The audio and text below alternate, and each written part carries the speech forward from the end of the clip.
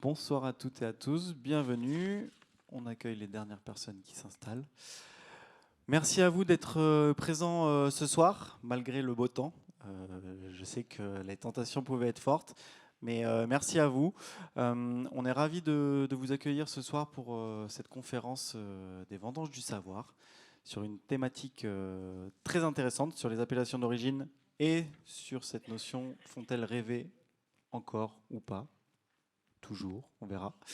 On est ravis d'accueillir cet événement. On est ravis aussi d'accueillir notre public qui nous suit sur Zoom. Voilà, bienvenue à vous également. N'hésitez pas à nous faire part de vos remarques via la question QR si vous avez le moindre souci technique. Et via cette même rubrique, vous pourrez aussi poser vos questions directement après la conférence, car on va avoir un temps de conférence et après on aura un temps de questions-réponses avec vos questions et aussi celles du public sur Zoom. Voilà. Merci encore. Je vais appeler Éric Giraud-Hérault des Vendanges du Savoir et de l'ISVV pour présenter notre intervenante. Et je vous souhaite à tous et à toutes une très belle conférence. Merci beaucoup. Merci.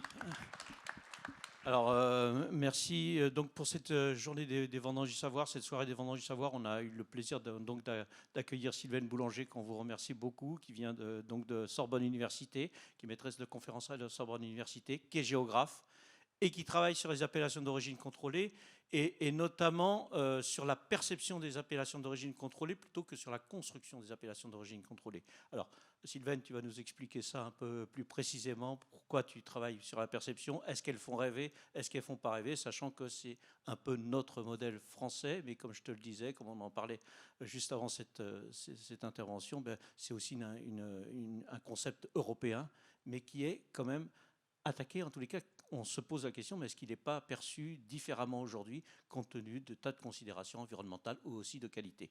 Voilà, Sylvaine, sans plus attendre, Sylvaine, je te donne la parole et puis on pourra discuter après et poser des questions. Tu as 1 heure. Merci beaucoup, Éric. Merci. Effectivement, mesdames et messieurs, bonsoir. Et je remercie grandement les Vendanges du Savoir de leur accueil, de la qualité de leur accueil dans cette si belle cité du vin. Effectivement, les AOP, les appellations d'origine, ne feraient-elles plus rêver? C'est une grande question et j'ai déjà eu l'opportunité d'évoquer cette question liée aux appellations d'origine dans un article qui remontait à 2019. Alors, on pourrait me dire, mais pourquoi, encore une fois, remettre l'ouvrage sur le métier? Eh bien, tout simplement parce que depuis 2019, la question mérite encore d'être évoquée, discutée. Je pense qu'on aura l'occasion de largement la discuter. Et elle revêt un sens accru avec les évolutions économiques du vignoble français ou des vignobles français et des considérations environnementales et sociales. Il ne faut pas les oublier. Donc, j'ai souhaité réfléchir de nouveau et affiner cette question-là. Et je vous fais part de façon tout à fait indirecte dans cette conférence des recherches que je mène autour de la notion de durabilité. De la durabilité au sens économique, social et environnemental. Et ces recherches, elles sont liées à de très nombreux acteurs sur le terrain. Et je tiens à le souligner, c'est fondamental parce que, en tant que géographe, l'un des matériaux principaux, ce sont les entretiens sur le terrain et ce sont les acteurs, au premier rang desquels les vignerons, les viticulteurs, les responsables de syndicats d'appellation, donc les ODG, les institutions, l'INAO. On va retrouver, au-delà de l'INAO et les ODG, les SAFER, les chambres d'agriculture. Et c'est vraiment un point fondamental de rappeler que les connaissances et l'éclairage que je vous propose est lié à ces entretiens que j'ai, et à certains moments, je proposerai quelques citations. Et j'aurai toujours l'œil du géographe, donc du terrain, avec des incursions économiques. Alors, pourquoi les appellations d'origine qui figurent au sommet de la hiérarchie des vins ne feraient-elles, j'utilise bien le conditionnel, je suis prudente, ne feraient-elles plus rêver? Alors, dans un premier temps, je repars des définitions du terme que j'ai utilisé, rêver. Et si je prends le Centre national de ressources textuelles et lexicales, j'ai un premier sens, donc de laisser aller sa pensée, encore une fois, au gré des associations d'idées. En gros, ça convoque, cette idée convoque l'imaginaire, on pourrait le dire ainsi. Et c'est lié au vin en général, peut-être aux appellations d'origine, mais pas uniquement aux appellations d'origine. On peut rêver, faire jouer l'imaginaire pour des vins de France, hein. Là encore une fois, c'est important de le dire. Donc, ce n'est pas ce premier sens sur lequel je vais m'attarder, mais plutôt le second, cette idée de désirer ardemment. Désirer ardemment, c'est-à-dire que si je pose la question, je m'interroge, hein, je n'ai pas de réponse unique, absolument pas, mais je m'interroge, ça veut dire que si on se demande si elle ne ferait plus rêver, c'est que le désir n'est peut-être plus là, il est peut-être simplement émoussé, et il s'agit d'essayer de voir quelles sont les causes, les éléments qui seraient reprochés, notamment essentiellement de la part des producteurs, je m'intéresse davantage aux producteurs, donc en lien avec ces appellations. Pourquoi y aurait-il des hésitations à y rester, ou alors pas d'hésitation du tout à ne plus revendiquer, j'insiste bien, ces appellations. Donc ce sont des questions qui m'interpellent beaucoup, et notamment je suis toujours sensible à cette idée telle personne sort de l'AOP ou de l'AOC. Donc je rappelle, hein, l'AOC c'est le terme français pour les appellations et AOP c'est l'équivalent européen. Mais l'idée de sortir, je la trouve toujours délicate, parce que le vigneron ou le viticulteur, il ne sort pas de l'aire d'appellation, il ne revendique pas l'appellation, mais il n'en sort pas de facto.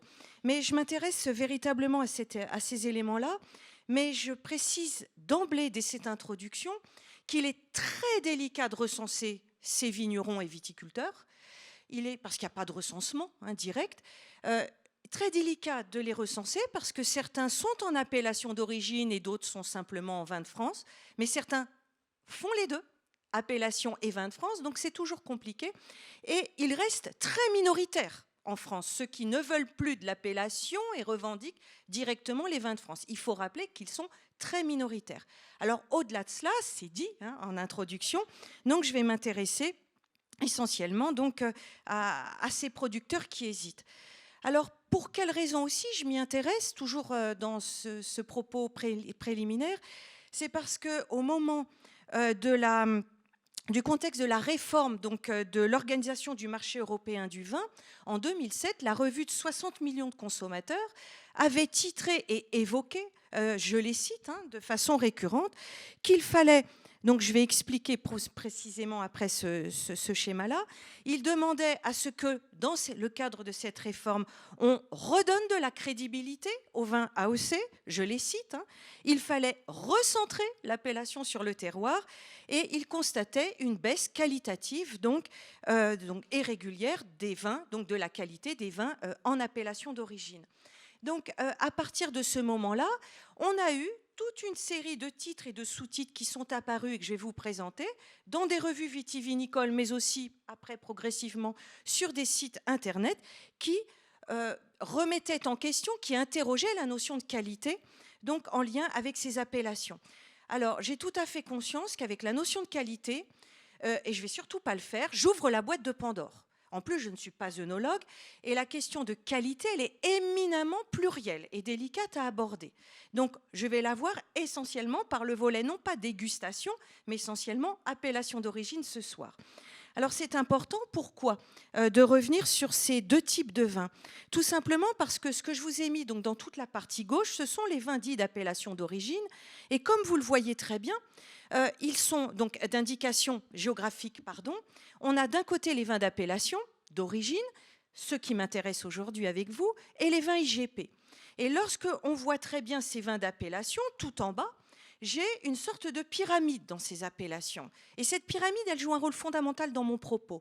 C'est-à-dire que lorsque j'ai mes vins d'appellation d'origine, en bas de la pyramide, on va dire de façon globale, je prends des raccourcis, une appellation générique, on va dire régionale, Alsace, ça peut être Chablis, Bourgogne, Provence. Et plus je monte dans la pyramide, plus je vais avoir des appellations plus exigeantes et on va dire qualitatives de façon globale, mais exigeantes donc en termes de cahier des charges. Donc cette idée de pyramide, il est important qu'on l'ait en tête pendant toute la durée de mon propos.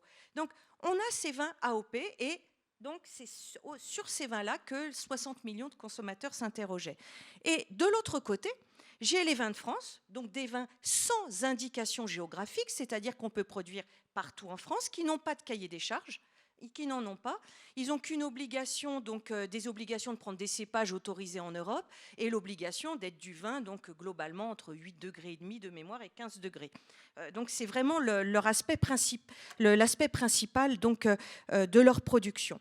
Donc ça, si vous voulez, c'est un point fondamental à avoir en tête. Et les vins IGP, je ne les aborde pas aujourd'hui parce que nous avons bien d'autres éléments à évoquer ensemble. Donc 2007, 60 millions de consommateurs s'interrogent, réforme de l'organisation donc des marchés, du marché du vin à l'échelle européenne. Et puis nous allons avoir donc les ODG dont je vais reparler et on va avoir progressivement, je chemine, à partir des années 2010, alors il y a peut-être eu des éléments 2-3 ans avant, mais au cours de la décennie 2010 et encore aujourd'hui, de façon pas régulière, mais de façon récurrente, je dirais, on voit apparaître dans des revues, sur des sites internet, des expressions donc, sur le fait que l'AOC serait boudée, elle ne plairait plus, on souhaiterait en sortir. Et à l'inverse, tout en bas, donc le choix est délibéré, j'en ai tout à fait conscience. À l'inverse, les vins de France seraient des vins qui tireraient beaucoup mieux leur épingle du jeu.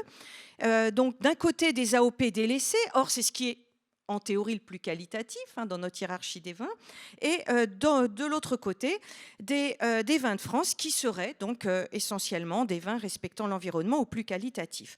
Alors en affirmant cela, j'ai tout à fait conscience que je vais susciter le mécontentement donc, de plus de 360 AOC en France et à l'inverse contenter beaucoup de producteurs de vins de France. Alors l'idée pour moi, c'est pas du tout d'opposer les filières, absolument pas, c'est d'essayer de comprendre pourquoi les AOP, à certains moments, il y a des points d'achoppement de la part de certains producteurs, et en quoi les vins de France font aussi cheminer donc les vins AOP dans le sens de la protection, on va dire de l'amélioration environnementale. Les deux, si vous voulez, se servent l'un de l'autre de façon intéressante. Alors, dans un premier temps, on va essayer de voir donc, quels sont, de revenir, ça me semble important de revenir avec vous, sur l'appellation d'origine. Je ne suis pas historienne et il me semble important aussi de rappeler qu'on a des générations d'historiens qui ont très bien travaillé sur l'histoire des appellations d'origine. Et si je prends deux générations très différentes, je vais prendre les Volikov, Serge et Claudine, donc qui ont travaillé sur la Champagne, sur la Bourgogne et les appellations d'origine, et plus récemment, qui a publié l'année dernière Olivier Jacquet en Bourgogne sur donc une grande histoire donc sur ces appellations d'origine. Donc je pars de leurs idées de façon globale, mais très vite j'arrive au terroir, ça me semble important pour mon propos. Alors je rappellerai que ces appellations d'origine et tout part de cette première diapositive finalement, dans les critiques qui sont faites sur ces appellations de la part de certains producteurs. Donc tout part de cette notion de terroir qui est au centre. Alors là encore, je ne cherche pas à ouvrir la boîte de Pandore, mais d'abord c'est un terme géographique. Pour les géographes ruralistes, c'est toute portion du territoire rural qui n'est pas bâti. Donc on peut avoir un terroir de prés, de pâtures, de céréales, de vignes. Donc d'une certaine façon, tout est terroir en dehors de ce qui est bâti dans le monde rural. Alors vous allez me dire, la belle aubaine, on ne va pas avancer beaucoup, mais c'est important parce que à partir du moment où on comprend bien qu'on part bien donc d'une terre, terroir et territoire, ce sont fondamentalement les mêmes racines, d'une terre donc physique, ça c'est le point clé. C'est une terre physique, et cette terre physique, c'est ce que je vous mets à gauche sur la dimension agronomique. Et j'insiste bien, j'ai bien indiqué la notion de potentialité. Je n'ai pas dit qualité physique, j'ai dit potentialité. Et là, toute la définition après de l'INAO de terroir s'appuie sur cette notion-là. Et c'est fondamental parce qu'à partir du moment où on part de l'idée où le terroir, c'est bien une terre, on va dire, qui a des aptitudes ou pas, ou on va plutôt partir de l'idée une terre qui a des potentialités pour faciliter ou aider potentiellement l'implantation de vignes. Ce sont des données naturelles. On va retrouver donc du sol, du sous-sol, du climat, de la topographie. On a ce potentiel. Mais ce qui est fondamental, c'est qu'à côté de ce potentiel, c'est ce qu'on a juste à côté, en face, toute la dimension sociale. Et cette dimension sociale, ce sont les hommes. Et ces hommes, ce sont eux qui animent, créent et animent après, font vivre ces appellations d'origine. Et ces hommes prennent, à partir d'un moment, leur terroir, leur terre physique, et ils mettent en valeur cette terre physique comme ils le peuvent, avec leurs conditions techniques du moment, hein, de l'époque ou du moment, avec leurs conditions financières, ça c'est un point fondamental, hein, il faut aussi des moyens, la condition topographique, le savoir, hein, la formation qu'il a eue, puis le savoir-faire qu'il a appris. Et là, on est sur un point, vraiment un point clé dans la notion de terroir, de l'exploitation de cette notion, de cette parcelle physique à l'origine. Donc, on a bien une zone physique mise en valeur ou pas par l'homme, donc on le voit bien dans les terrasses viticoles, et j'ai ajouté tout en bas, dans la dimension identitaire, la notion de savoir-faire, celle de savoir-faire, que j'aurais pu mettre dans la dimension sociale. Là, le savoir-faire, j'ai utilisé volontairement ce terme-là, parce qu'il est clé, c'est un terme clé dans nos appellations d'origine. Donc, les hommes mettent en valeur, avec le savoir-faire, qu'ils connaissent, qu'ils apprennent, qu'ils ont appris de leurs parents, qu'ils apprennent sur le tas, qu'ils apprennent au fur et à mesure de leur vie, de leurs rencontres, etc. Et là, c'est un point clé, parce que c'est autour de ce savoir-faire évolutif qu'il y a parfois des points de crispation qui peuvent apparaître. Donc, 3 éléments en interaction, et ces 3 éléments sont à la base de la définition officielle, donc que je reprends, donc de l'appellation d'origine. Et cette appellation d'origine, ça veut dire d'un lieu précisément auquel on donne donc un nom, et c'est ce nom qui après est protégé. Cette appellation d'origine, eh bien, montre très bien le lien que je vous ai mis là en rouge très fort entre le produit fini, ses caractères qu'on voit très bien, on vous met qualité et caractère, mais aussi le milieu, donc milieu naturel essentiellement, et les hommes avec un grand H, hein. On est d'accord, les hommes, les femmes, toutes les personnes qui travaillent dans la vigne. Et là, ça c'est un point clé. C'est un point clé parce que globalement, nous sommes, en tout cas les producteurs sont d'accord autour de cette idée-là que le terroir, c'est bien une zone physique, une zone humaine mise en valeur, donc, etc., avec un savoir-faire qu'ils connaissent. Les points qui vont crisper, qu'on va évoquer juste après, ce sont des points liés à l'évolution de ces savoir-faire. C'est ce que je vais vous expliquer, essayer d'expliquer. Alors cette appellation d'origine, on l'oublie, on a tendance à l'oublier ou de ne pas le mettre suffisamment en évidence, mais c'est un point qui me semble important de rappeler. Alors, avec les appellations d'origine qui ont été créées au début du XXe siècle, ces appellations d'origine ont un rôle, elles sont censées avoir un rôle dans l'aménagement du territoire.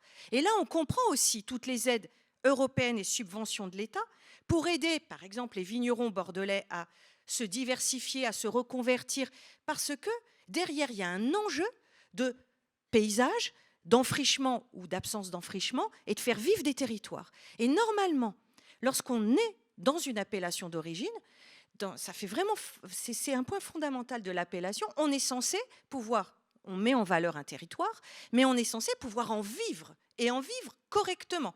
On valorise un espace, mais on est censé aussi pouvoir valoriser son produit et vivre de ce produit. Et sur ce plan-là, ce n'est pas toujours évident aujourd'hui, mais c'est un point important à rappeler. Donc nos appellations, elles ont des règles bien établies, que l'on nomme, qui sont décrites, analysées dans un cahier des charges. Et ce cahier des charges, là c'est un point aussi fondamental, est le fruit d'un travail collectif. Ce n'est pas un vigneron qui va directement dire je vais décréter qu'on va mettre telle mesure dans le cahier des charges, c'est-à-dire le rendement, la taille qu'on va faire. Absolument pas. C'est un point vraiment aussi un pivot que j'utiliserai. C'est le fruit d'un travail collectif autour de ce qu'on appelle, ou on appelait autrefois, le syndicat d'appellation. Aujourd'hui, on l'appelle l'ODG, Organisme de défense et de gestion. Et c'est cet ODG qui représente chacun des producteurs de chacune des appellations, l'Istrac, Médoc, Chablis. Et c'est cet ODG qui va représenter ces vignerons et viticulteurs auprès de l'INAO. Et c'est l'ODG qui va bâtir avec ces, et j'insiste vraiment là-dessus, avec ces vignerons ou viticulteurs, donc leur cahier des charges, et qui va défendre, ça c'est un point clé, qui va défendre donc les intérêts de tous les opérateurs faisant partie de l'appellation. Donc l'ODG est à l'intersection des producteurs et de l'INAO. Alors de cette manière, les appellations d'origine, on comprend bien, sont bien une construction sociale, j'insiste sur ce plan-là, collective, donc issue pour les premières du fruit de la lutte contre la fraude. Au début du XXe siècle, on voulait lutter contre la fraude donc des vins qui n'en étaient pas. Le vin a une définition. Et les appellations associent, j'insiste véritablement là-dessus, les producteurs et, je vais dire, les institutions, et dans la création des appellations, le politique, le domaine du politique. Néanmoins, des points de friction surgissent de temps en temps, au point que des vignerons finissent par ne plus désirer cette AOP. Alors, ne plus désirer cette AOP, il y a, globalement, j'ai regroupé cette absence de désir en 4 raisons, pour être plus synthétique. Tout d'abord, la première raison, je l'organise autour d'un triptyque, donc terroir, typicité et repli. On va repenser à la pyramide de tout à l'heure, ça me semble important. En effet, on le comprend, un vin d'appellation est censé révéler le terroir physique et le terroir humain, savoir-faire et terre, hein, qu'on a évoqué tout à l'heure, mais il doit aussi, en termes de goût, ça c'est un point clé, répondre à la typicité attendue de l'appellation d'origine. La typicité, c'est d'une certaine façon un air de famille. En gros, il faut voir la typicité comme un élément lors de la dégustation dite d'agrément, un élément, si vous voulez, on va retrouver la couleur du vin, l'acidité, la concentration, la dilution. C'est intéressant, ce sont tous ces éléments d'air de famille qui font que le vin, si je déguste un Chablis, je dois retrouver les éléments typiques, on va dire classiques, mais typiques du Chablis. Et ceci pour toutes les appellations. Et là, j'évoque ce point-là parce que cette dégustation d'agrément se fait par des vignerons et par des membres d'organismes indépendants. Et si la dégustation ne répond pas aux critères de typicité, ce sont des grilles hein, avec des cases qui sont cochées. Hein, si, d'une façon globale, si la typicité n'est pas conforme, le vin n'est pas conforme à la typicité attendue, donc là, le vigneron, eh bien, on va lui demander de replier son vin, de déclasser son vin. Donc, si le vigneron est tout en haut de la pyramide, qu'il a une appellation grand cru, premier cru ou une appellation communale, et que son vin peut quand même répondre à la typicité de l'appellation générique, on va dire régionale, on va quand même l'autoriser à vendre son vin, donc on va dire l'appellation Alsace ou l'appellation Provence, bon, par exemple. Mais si son vin ne correspond même pas à l'appellation régionale ou générique, il va devoir obligatoirement se replier en vin de France. Alors, ce point n'est pas forcément évident pour tous les vignerons. On pourrait se dire, bah, écoutez, c'est normal, il ne répond pas à la typicité attendue, il ne coche pas toutes les cases. Bon, pour le consommateur et pour l'INAO, c'est normal, il ne peut pas vendre son vin parce qu'il est un point clé. Le consommateur qui va attendre telle qualité gustative, hein, telle description gustative d'un Chablis ou d'un vin de Provence, il va s'attendre à un goût spécifique et il faut qu'on lui apporte ce goût-là. Donc, c'est le respect de l'appellation d'origine. Je suis toujours dans les règles. Hein. Pour l'instant, je suis toujours dans les règles, en théorie. Donc, il ne répond pas à la typicité attendue, donc le vin est déclassé de façon obligatoire. Alors, ce n'est pas toujours évident pour nos vignerons, nos producteurs, notamment ceux qui pensent, mais à juste titre, faire respecter leur terroir, mettre très peu de produits chimiques, valoriser la vigne, récolter avec des rendements pas trop élevés, plutôt dans la fourchette basse du décret d'appellation, et qui voient leur vin retoqué. Et je vous fais une citation d'un vigneron alsacien que je ne cite pas, mais c'est vraiment important de comprendre le ressenti de ces vignerons-là. Je le cite, « On me reproche de faire du vin différent, qui ne respecte pas le cahier des charges, c'est-à-dire je suis à la limite, il est à la limite des rendements inférieurs. Mes vignes poussent ici, je ne rajoute rien dans mes vins, alors je ne vois pas pourquoi je n'aurais pas le droit de dire que c'est un vin d'Alsace. C'est bien un vin d'Alsace, je respecte mon terroir. Mon vin n'est ni filtré, ni sulfité et fermente naturellement. Alors oui, ça donne des vins très particuliers, on y est, souvent peu sucrés, avec des arômes poivrés et épicés, mais dès qu'on a des pratiques différentes, ça brusque les gens. Et je ne coche pas les éléments de la typicité. Alors oui, c'est compliqué. C'est compliqué pour ces vignerons, et ils sont très souvent en vin naturel et en vin biodynamique, pour ces vignerons qui ne peuvent pas, alors qu'ils ont le sentiment de bien faire par rapport à leur terroir, c'est la base de l'appellation, de bien faire leur vin. Alors ça pose une question, et c'est toujours la même depuis plusieurs années. Comment peut-on arriver, ou comment un vigneron peut-il arriver à conjuguer ou associer typicité, il faut remplir les cases, typicité et originalité. Donc typicité, c'est le caractère commun, on est d'accord, et l'originalité, comment peut-il et jusqu'où peut-il se permettre d'être singulier dans le caractère commun. Et ceux qui n'acceptent pas de réfléchir à cela, forcément, basculent en vin de France parce qu'ils ne veulent pas faire l'effort ou ils ne peuvent pas, ou ça leur pose trop de difficultés, encore une fois, de respecter entièrement le cahier des charges.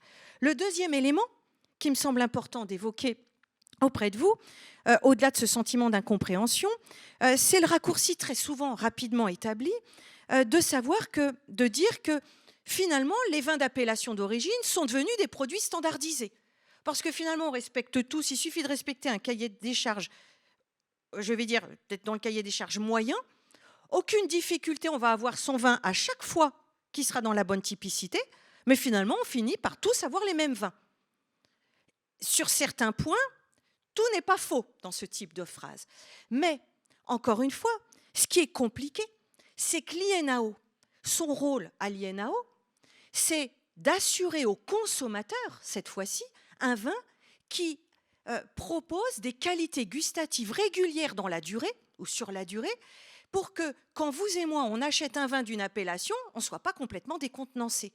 Et vous voyez la grande difficulté entre ceux qui veulent vraiment de l'appellation, mais trouvent c'est plus possible, je veux vraiment trop respecter mon terroir, je bascule en vin de France, et l'INAO qui assure donc, si vous voulez, la garantie d'une typicité pour vous et moi, je vais dire classique, moyenne ou alors standard, tout dépend du terme.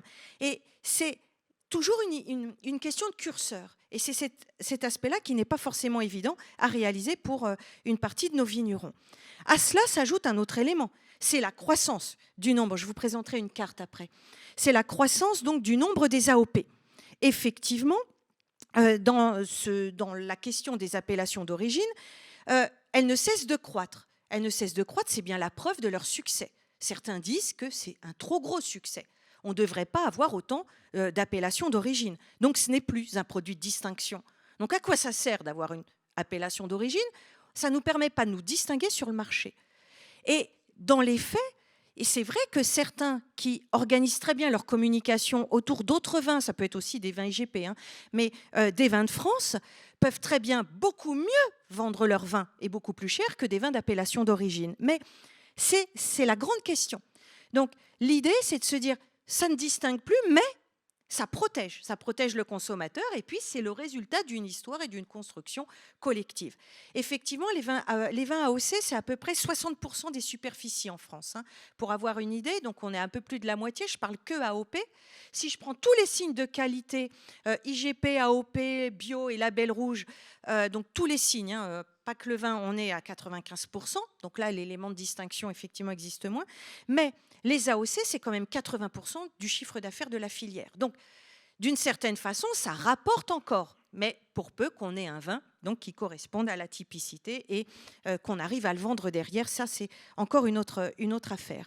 Alors, ces nouvelles appellations qu'on a constamment, et je les ai sur une carte. Je pense que ce serait bien de vous la présenter dès à présent. Sur une carte qui s'arrête ici en 2017 parce que l'édition qui monte jusqu'à l'année 2025 va bientôt paraître, mais elle n'est pas encore publiée. Donc on voit bien effectivement tout ce qui est rouge-bordeaux. Donc tout ce qui est Bordeaux, on voit très bien qu'entre 2000 et 2017, on a un nombre d'appellations qui semble enfler sur le territoire. Ça correspond dans les faits à certains éléments, des petites appellations qui étaient VDQS, qui progressivement, dans leur chemin vers la qualité, sont devenues des appellations d'origine. Donc je pense au Valençay, je pense aux Côtes de Toul. On va aussi avoir des anciens vignobles dans le Massif central, des vignobles qui sont des vignobles patrimoniaux, de renaissance, donc qui ont demandé l'appellation et qui ont validé leur cahier des charges. Et puis on peut aussi retrouver dans cette croissance des appellations, donc ça prouve bien que les appellations font rêver, encore une fois, ou peuvent faire rêver, on va retrouver des appellations quand on a un étage supérieur à notre pyramide.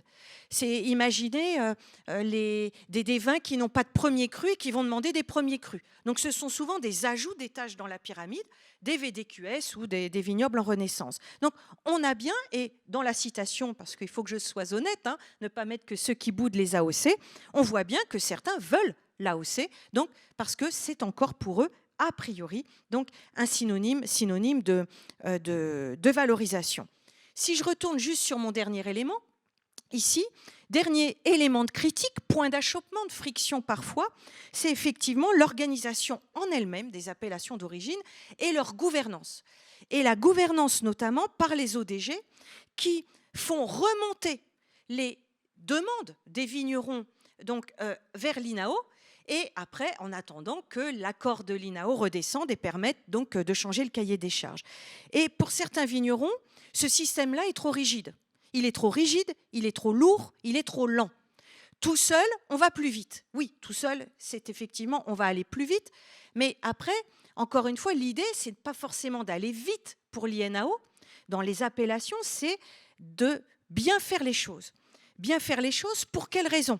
Et je ne défends pas l'INAO plus que cela, je ne travaille pas pour l'INAO, je le précise bien, hein, c'est important. Parce que à chaque fois qu'il y a un changement dans le cahier des charges qui est opéré, qui est validé par l'INAO dans le cadre de l'appellation d'origine, il faut toujours penser que ce changement après est applicable à tous les producteurs de l'appellation. Donc pour l'INAO, il n'est pas question que le changement dans le cahier des charges soit le fait d'un, deux, 5, 10 uniquement vignerons qui voudraient absolument tirer la couverture à eux et après peut-être au détriment de l'ensemble de l'appellation. Donc c'est très important et le temps d'étudier tous les changements, encore une fois, ou les propositions dans le cahier des charges et de voir si globalement cela peut bénéficier à l'appellation, ça demande du temps. Alors après, les choses pourraient peut-être se faire plus vite, ça c'est une autre affaire. Mais c'est important de le rappeler. Donc ces 4 éléments font partie de ceux qui sont donc parmi les éléments de critique les plus souvent évoqués. Donc là, je synthétise, c'est ce repli imposé, donc pas toujours bien vécu par les vignerons. Certains même anticipent ce repli directement. C'est ce que je vais voir avec vous. Donc en vin de France, la hausse des appellations. Et je synthétise ici ce que je vous montre, et ça me permet de faire ma transition avec l'élément qui suit. En gros, sur la partie qu'on a à gauche, on retrouve donc cette sorte de pyramide donc d'interaction, d'échelon, de décision. Le producteur qui a une idée, il en fait part à son ODG, il en discute avec l'ODG, aller-retour entre producteur et ODG, puis après, l'ODG doit discuter avec le comité régional de l'INAO, ça ne monte pas encore à l'échelon national, et des allers-retours constants.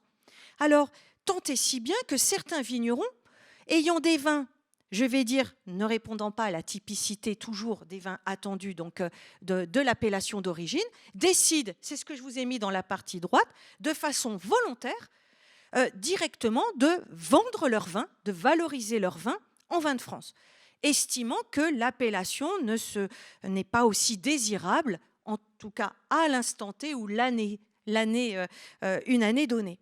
Alors là, c'est intéressant parce que ce qui est vraiment riche, c'est d'essayer de comprendre finalement ce que cela traduit profondément chez ces vignerons. Et je pense qu'on peut voir 5 éléments principaux de traduction qui peuvent être tout à fait discutés. Ça, c'est fondamentalement décelé à partir du travail de terrain.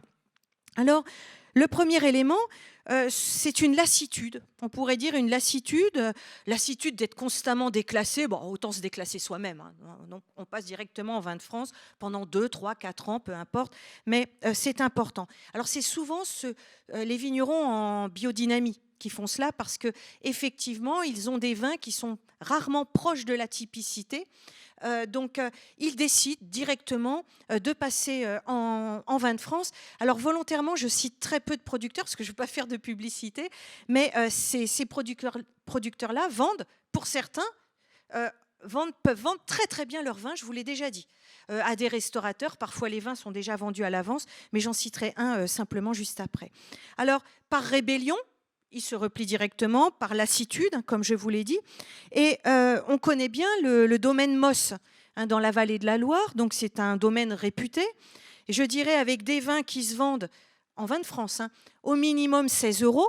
En moyenne, c'est entre 20 et 30 €. Donc, pour un vin de France, le vin de France, on pourrait partir de l'idée qu'il doit être qualitatif. Ça semble, c'est l'idée qu'on peut se faire.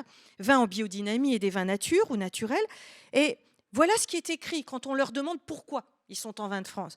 Eh bien, ils répondent, ça vient d'une époque, 2011, hein, ça vient d'une époque où on nous refusait l'appellation à la dégustation par manque de typicité. On y est complètement. Et maintenant, on parle de ses fils, hein, et maintenant, c'est beaucoup plus simple d'être en vin de France, moins de démarches administratives, moins coûteux, on s'organise comme on le désire, ça nous convient tout à fait. Donc ce sont des personnes qui valorisent là, en vin de France, très bien leur vin et qui ne comptent pas, qui ne critiquent pas pour autant le vin d'appellation d'origine, hein, mais qui se contentent largement de ce vin de France.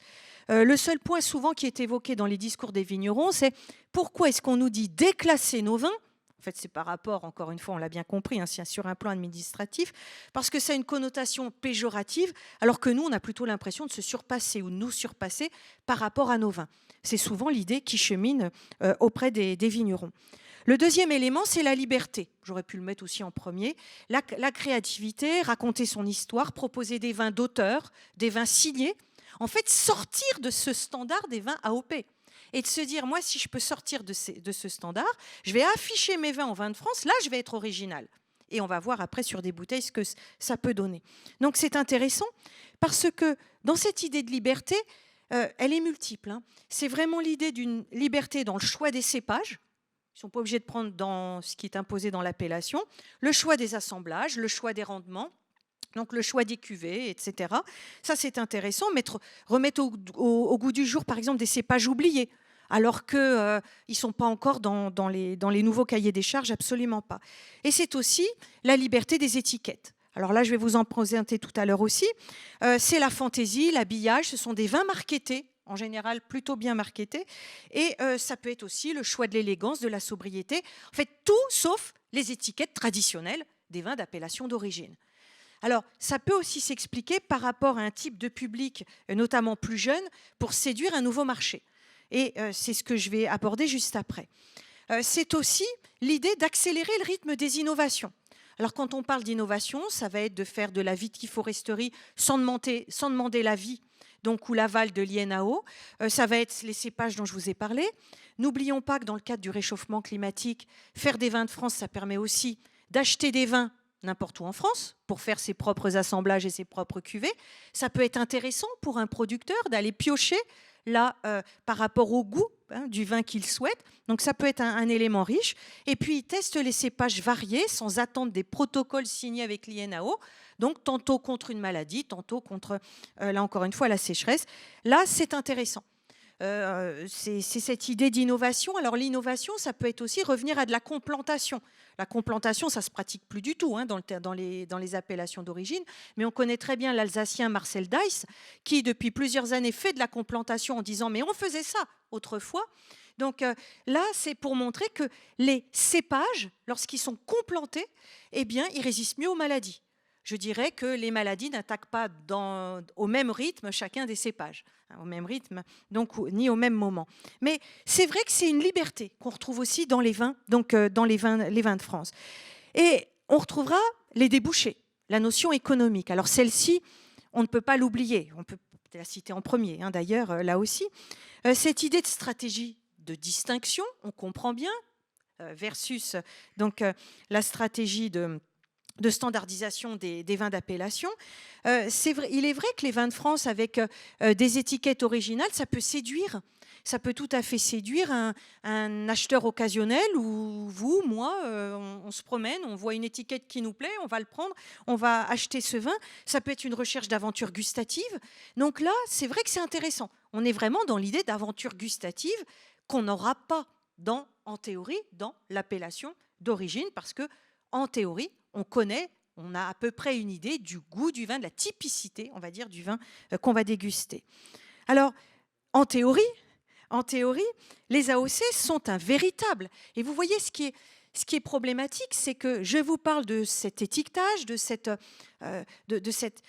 étiquetage qui permet de mieux vendre les vins, mais en théorie, ce sont les appellations d'origine qui sont l'outil de valorisation pour les producteurs. Et les vignerons sont encore très attachés à leurs appellations d'origine. Il ne faut pas me faire dire ce que je n'ai pas dit. Mais pour certains, et c'est vrai, elles peuvent avoir un effet de rente, plutôt qu'un véritable levier marketing. C'est-à-dire qu'on peut imaginer que certains une fois l'appellation obtenue, peuvent se reposer sur le label, c'est-à-dire ne cherchent pas forcément à innover, à trouver de nouvelles techniques culturelles, de nouveaux assemblages. C'est tout à fait possible, hein. Le monde viticole est vaste, hein. Améliorer la qualité perçue par leurs consommateurs. Et le risque, effectivement, avec nos AOC, c'est de transformer l'AOC en une simple garantie administrative plutôt qu'un véritable outil de différenciation. C'est vrai, ça se constate à certains moments sur le terrain, même si ce n'est pas la majorité des vins. Et ça questionne, si vous voulez, ce point-là questionne fondamentalement l'exigence demandée par certains vignerons dans l'élaboration ou l'évolution des cahiers des charges. Certains aimeraient fondamentalement des cahiers des charges beaucoup plus exigeants. Mais la difficulté, c'est toujours la même. C'est qu'à partir du moment où on fait un cahier des charges plus exigeant, il y a une partie des vignerons parviendra tout de suite, parce qu'ils sont déjà dans ces normes-là, parviendra toujours tout de suite à réaliser cette exigence. Une partie, on va dire, centrale de vignerons pourra, avec du travail, au bout de quelques années ou peut-être quelques mois, remplir ces exigences. Mais pour l'INAO, ce qui est important aussi, c'est de voir comment les vignerons qui seraient plutôt en queue de peloton, si vous voulez, pourraient, là, encore une fois, remplir ces exigences. Donc, si on dit tout de suite, bah oui, soyons qualitatifs, distinguons encore mieux les appellations, soyons très exigeants, la difficulté, c'est, encore une fois, de faire en sorte que tous les vignerons puissent, à terme, répondre à ce cahier des charges et vivre de leur production. Et là, parfois, c'est une grande difficulté. Alors, le dernier point pourrait surprendre. J'écris ici élaborer des vins de qualité ou des vins qui révèlent leur terroir. Ça pourrait surprendre parce qu'en théorie, c'est le rôle des vins d'appellation d'origine. Or, c'est aussi un des arguments de ceux qui basculent en vin de France. Je vous l'ai dit tout à l'heure, je me rapproche de mon terroir, puisque de toute manière, je ne mets quasiment rien. Je suis en vin nature, en vin biodynamique, je prends soin de mon terroir, je laisse beaucoup de plantes pousser, beaucoup d'enherbement. Donc là, pour ces vignerons, je suis proche du terroir, sauf qu'ils ne répondent pas à la typicité. Et je dirais que sur certains sites de vignerons, la publicité ou ce qu'ils affichent n'est pas toujours évident pour le consommateur que nous sommes, les consommateurs que nous sommes. Je prends un vignoble, donc là je vais dans le vignoble de Bergerac et je vois donc sur des vins qui sont vins de France, mais pas uniquement vins de France, je vois vins authentiques et naturels avec ou sans AOC. Alors là, je trouve que pour le consommateur, c'est pas simple. Parce qu'on se dit, est-ce que c'est l'AOC qui va être authentique, me donner des vins authentiques, naturels? C'est pas simple du tout. C'est la première mention qui est indiquée. Et ce sont des vins qui se vendent à un certain prix et qui se vendent bien. Mais là, c'est pas simple. Après, je vois la biodynamie. Et puis après, je vois membre de Renaissance des appellations. Donc, et quand vous allez après regarder les bouteilles qui sont vendues, effectivement, vous avez des vins de France et des vins d'appellation. Mais là, quand je dis se rapprocher, proposer des vins de qualité, je pense qu'il est aussi très important pour nos vignerons d'être aussi limpides, clairs pour le consommateur. Parce que vous et moi, nous voulons bien des vins authentiques, naturels, appellations, vins de France, peu importe, mais on veut, si vous voulez, que le message soit clair. Et à chaque fois que le message est brouillé, je trouve que ce n'est ni en faveur d'une appellation, ni en faveur d'une autre. Donc ça, les confusions peuvent être possibles. Mais si nous remarquons bien, les vins de France, depuis quelques années, ont leur propre logo officiel qui peuvent être attachés à toute bouteille vendue. Et ce qui est intéressant, c'est de voir le terme au milieu, le terme de qualité qu'on a ici. On ne l'aurait jamais vu avant. Vins de France, pour une partie d'entre vous, hein, c'est comme moi, ces vins de France, ces vins de table, jamais on en aurait bu, ou très peu, ou alors on les mettait dans la cuisine pour faire de la cuisine. Et là, aujourd'hui, effectivement, on peut noter d'une certaine façon, je suis dans du marketing, mais que certains vins de France sont de très bons vins de France. Mais ce n'est pas la majeure partie des vins de France, parce que ce n'est pas leur vocation. Encore une fois, ce n'est pas pour dire que les vins de France sont mauvais, mais que ce n'est pas leur vocation, c'est davantage la vocation des vins d'appellation d'origine. Et ce qui est intéressant, c'est en bas le mot avant-garde. Et sur le fond, c'est par l'étiquetage que le côté avant-gardiste apparaît principalement. Donc, et je n'en doute pas, on peut trouver de très bonnes cuvées, des cuvées excellentes, comme on en trouvera dans les appellations et comme on trouvera de mauvaises cuvées dans les appellations et de même dans les vins de France. Donc, ce n'est pas simple. Là où je trouve que c'est pour le consommateur et pour la société, les termes sont plus délicats lorsqu'ils sont utilisés dans la presse, c'est quand on nous parle d'environnement. Ça sous-entend potentiellement que les vins d'appellation d'origine ne prennent pas garde à leur environnement ou pas suffisamment garde à celui-ci. Je trouve que c'est un petit peu délicat. Là encore une fois, pour le consommateur, on va espérer que le consommateur fasse logiquement la part des choses. Alors, toutes ces questions posent celle de la marque versus le label. Parce que fondamentalement, si certains basculent aussi dans les vins de France ou souhaitent à certains moments faire les deux, beaucoup font les deux, vendent les deux, c'est parce que leur production, ils n'arrivent pas forcément à vivre suffisamment de leur production en appellation d'origine. Ça, on peut tout à fait le comprendre. Parce que le label, on est d'accord, c'est un signe de reconnaissance. Donc celui qu'on a en haut à gauche, c'est le seul. C'est le seul élément qu'on peut appeler label sur cette diapositive. Tout le reste, c'est de la marque, c'est privé. Le label, c'est un signe de reconnaissance, donc supervisé, créé par les pouvoirs publics, et qui sont là pour distinguer. On a bien cette distinction avec les AOP, cahier des charges, on le connaît bien, AOC, AOP, et pour distinguer un produit, ses qualités, pour qui? Pour vous, pour moi, pour le consommateur, le commerçant, le négociant. Il a ce rôle-là, label. Dans notre cas, les AOP, je reviens à mes AOP, c'est un label qui peut garantir quoi? Le produit, son histoire, son savoir-faire, donc on en a parlé, donc grâce au cahier des charges précis.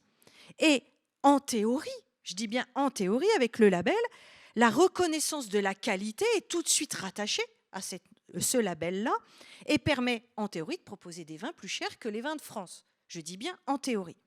Or, ce n'est pas toujours le cas, je vous en ai déjà parlé, et certains producteurs cherchent à renforcer l'effet de leur label par des contre-étiquettes, des logos, donc d'ajouter un élément de marque.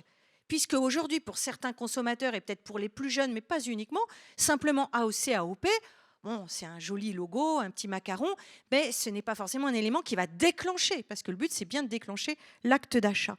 Donc, ça pose question.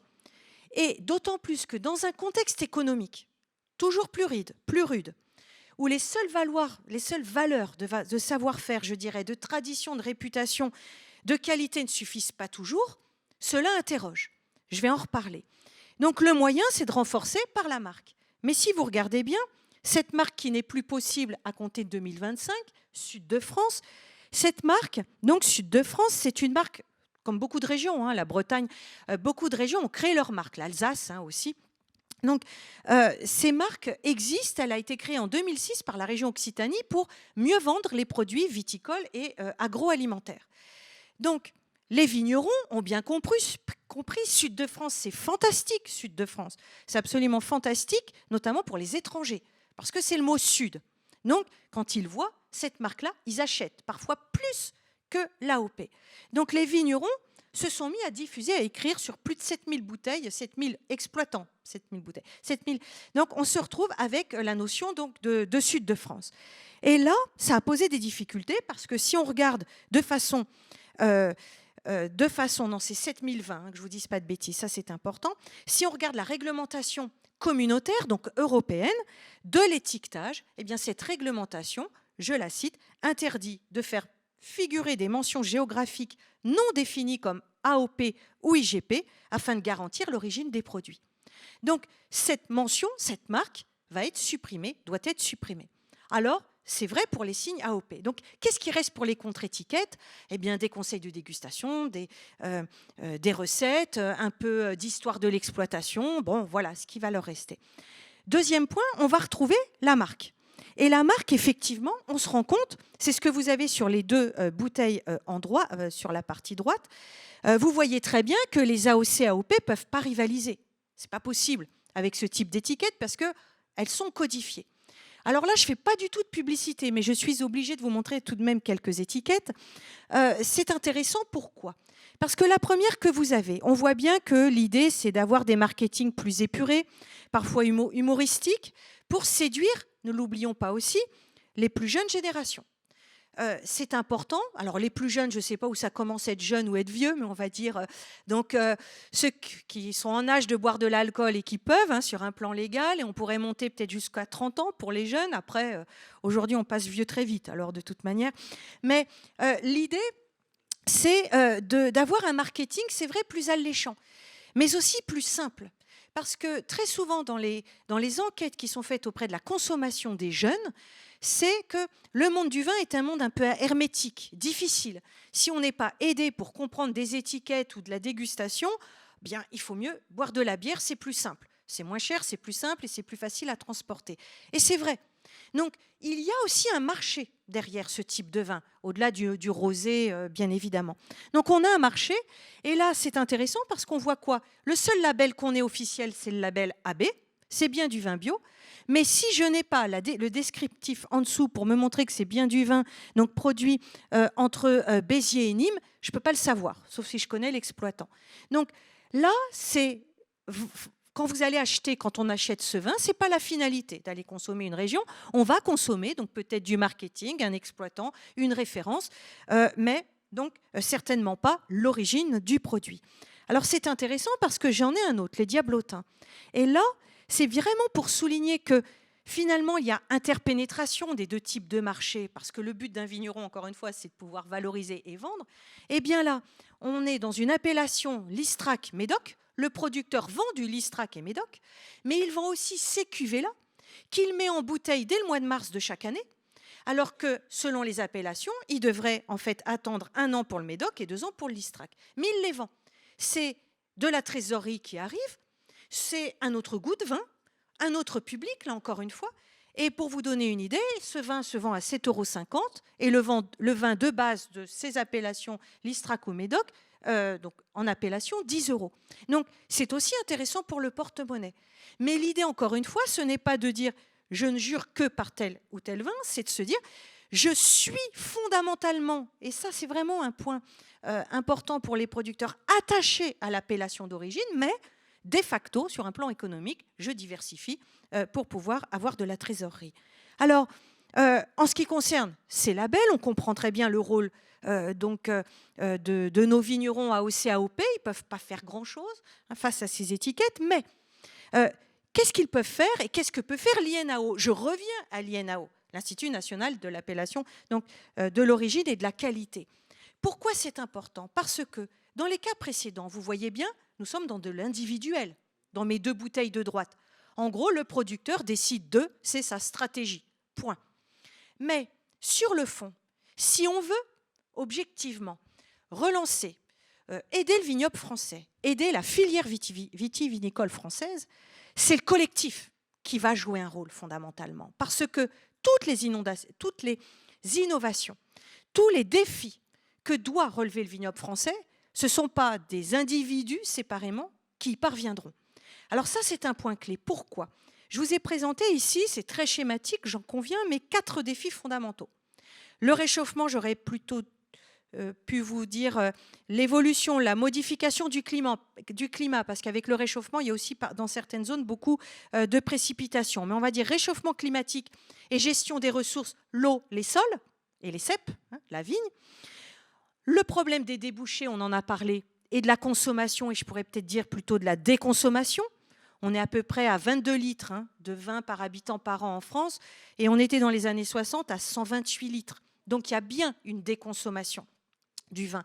Même si dans le dernier sondage de 2024, là c'est intéressant, le vin surpasse très légèrement la bière, a repris la première place. Ceci dit, on en consomme moins.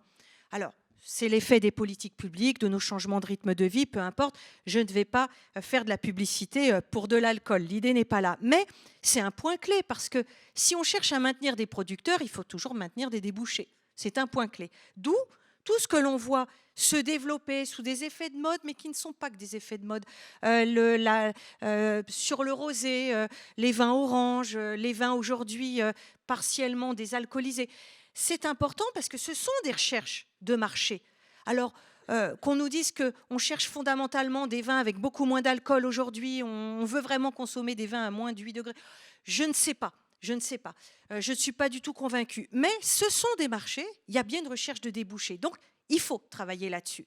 Il faut travailler collectivement sur ces filières-là. Pourquoi ? Parce que ce qui va dépendre de ces débouchés, et je suis bien dans l'idée du rôle de l'appellation d'origine qui peut fédérer l'ensemble des producteurs, en tout cas une majeure partie d'entre eux, on est bien dans l'idée de la transmission de nos exploitations. Parce que l'un des défis clés, c'est d'avoir encore des exploitations viticoles. Aujourd'hui, la moyenne d'âge pour les agriculteurs français, 50 ans. Pour les viticulteurs, à peu près, pour le monde viticole, 53 ans. On est dans la moyenne. Mais on a perdu 18% d'exploitation en 10 ans, 2010-2020. Alors, si on va vers plus de qualité, pourquoi pas ? Mais là encore une fois, n'oublions pas l'idée des appellations d'origine. L'idée, c'est aussi de garder des appellations pour entretenir encore le paysage, je vais dire valoriser le paysage, valoriser donc des productions. Après, si ce n'est plus du vin, mais une autre production, pourquoi pas ? Mais ce qui compte encore une fois, c'est pouvoir de valoriser des espaces et des paysages, maintenir vivants donc nos espaces ruraux. Donc c'est intéressant parce que si on réfléchit bien, tout ce qui va être nouveaux cépages. Donc là encore une fois, ces nouveaux cépages, ils se développent, ils ont un but de façon globale. Vous avez certainement eu déjà des conférences sur cette thématique-là, notamment sur les vins nature. J'ai bien compris. Mais ces variétés-là, qu'on appelle des variétés d'intérêt à des fins d'adaptation, essentiellement les VIFA, ça coûte de l'argent. Il faut des pépinières, il faut les développer, il faut trouver les bonnes variétés. Et cela, ce n'est pas un individu tout seul qui va pouvoir le décréter. Donc, il est important de faire des essais de façon collective. Et l'INAO, depuis 2021, avec accélération en 2023, propose des signatures de protocole avec les vignerons, en fait avec les ODG, pour tester des nouveaux cépages. On les teste pendant à peu près 10 ans. S'ils permettent de maintenir la typicité de la région, c'est la grande question, encore une fois, et s'ils sont véritablement meilleurs pour lutter contre le réchauffement climatique ou contre les maladies type mildiou, ils pourront être adoptés. C'est l'ODG qui le décidera. Mais pour tester ces nouveaux cépages, il faut une signature de protocole dans le cadre des appellations d'origine parce que ils forment donc un collectif. Et ça, c'est important de le rappeler. Et je pense notamment au vignoble que je vous ai mis là dans l'illustration. Alors, c'est plutôt l'agroforesterie, mais en dessous, la Syrah. Quand la Syrah a commencé à être testée par un vigneron au sud de Colmar en 2010, il fait à peu près 300 bouteilles. Certains ont été très surpris. Il a logiquement été critiqué de la Syrah en Alsace, quand même. La Syrah en Alsace. Mais la Syrah fait partie, depuis début 2023, des cépages qui font partie de ces cépages VIFA qui vont être testés, mais au même rang que le Nebbiolo, encore une fois, on va retrouver au même rang que le Chenin, donc pour lutter contre le réchauffement climatique. Ce sont des tests. Mais vous voyez, il a fallu un précurseur, c'est pour ça que c'est intéressant aussi, ces précurseurs, un précurseur qui a vendu ses bouteilles en vin de France, qui a testé la Syrah, qui a trouvé que sur des terroirs très secs, la Syrah rendait des vins corrects. Il a trouvé un marché, à voir si le marché perdure, mais il a trouvé un marché.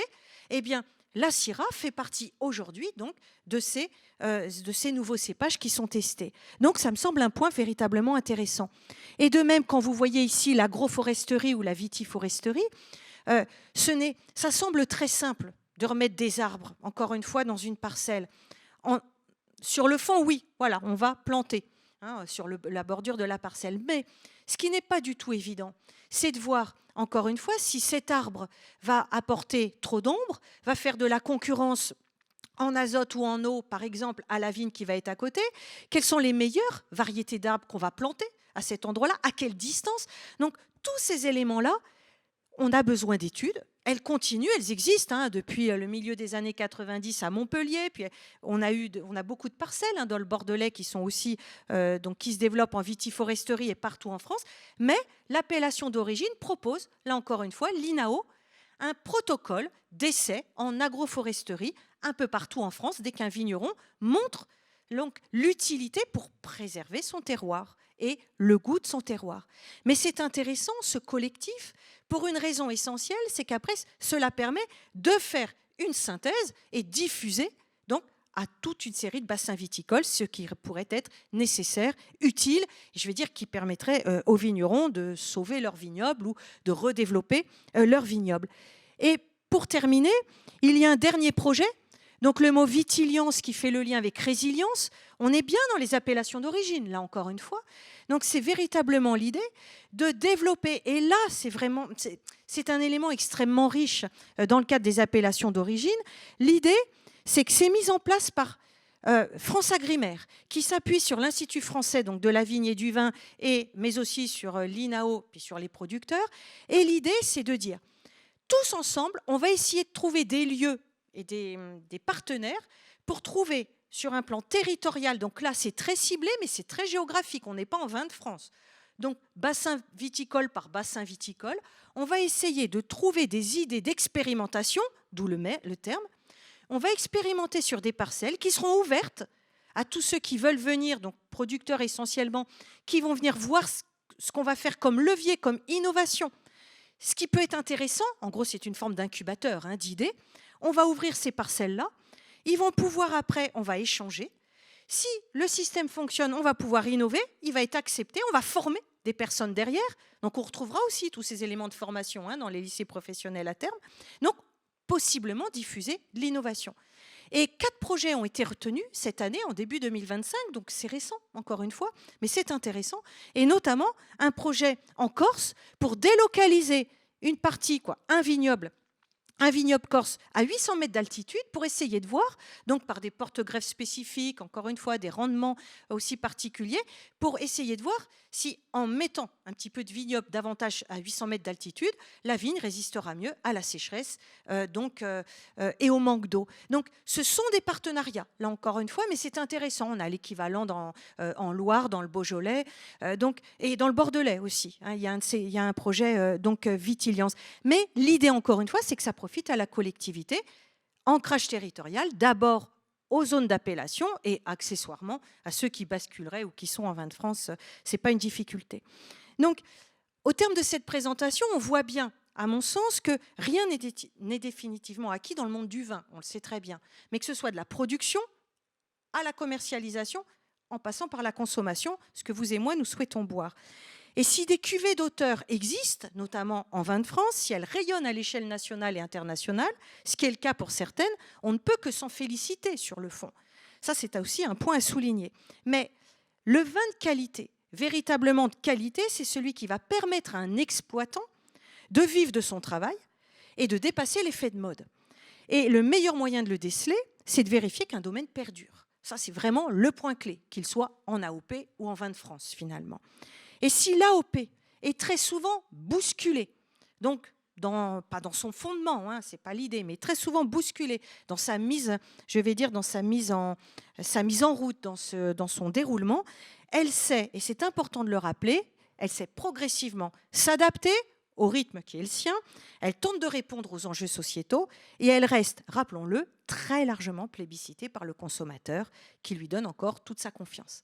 Je vous remercie de votre attention.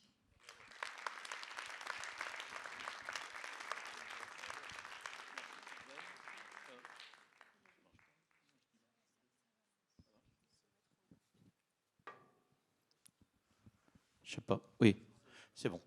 Merci Sylvaine. En tous les cas, beaucoup de débats qui sont ouverts grâce à ta présentation sur les AOC. On va tout de suite poser des questions de la salle et puis il y en a en ligne qui vont arriver. N'hésitez pas en ligne sur Zoom à nous poser des questions.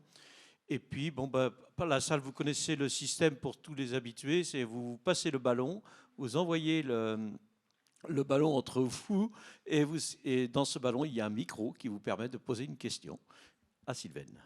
Exactement. Une première question. Juste bien proche du cercle quand vous posez votre question. Et si vous faites une passe vers les caméras, juste faites attention. Nicolas, t'attrapes.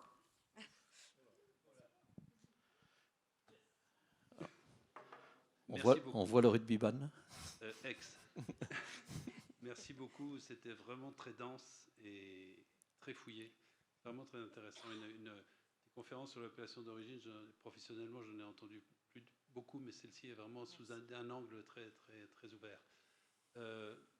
On sent tout de même le reflet, si je peux me permettre, des interviews des gens qui sont sortis du système. On a envie de mettre en face des interviews des gens dans le système Et le petit biais qui me gêne un petit peu, c'est qu'on a l'impression tout de même que dans les appellations d'origine contrôlée, il ne se passe plus grand-chose. Alors que... voilà. Donc merci. Donc je voudrais que vous disiez un tout petit peu que c'est quand même tout le contraire et que ça bouge énormément, pas seulement à Bordeaux bien sûr, mais ça change énormément. Puis après j'aurai une autre question d'un autre type. Oui. Alors, merci beaucoup de votre question. Et c'est absolument fondamental. Oui, dans les AOP, les choses bougent beaucoup. Je travaille essentiellement avec les vignerons qui sont dans le système, beaucoup plus. Ça bouge beaucoup parce que effectivement, ils ont d'abord la société derrière souhaite que cela bouge, inévitablement. Les vignerons doivent bouger pour cette raison-là, mais aussi parce qu'ils en sont intimement convaincus. Quand on dit aujourd'hui, effectivement, quand on dit aujourd'hui dans les zones de non-traitement, puisque vous en avez dans le Bordelais, la vigne, elle est toujours très proche. Quand on dit dans les zones de non-traitement, les vignerons sont obligés d'accepter ces zones de non-traitement parce que la loi les y oblige.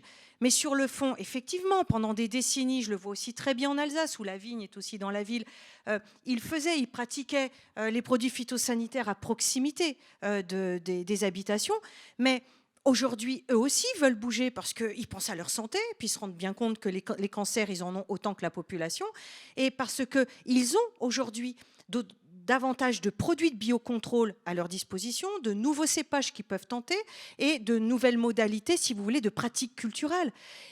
Autrefois, comme me disent très souvent, ça ne remonte pas à si longtemps, mais je vais vous rendre la parole très rapidement.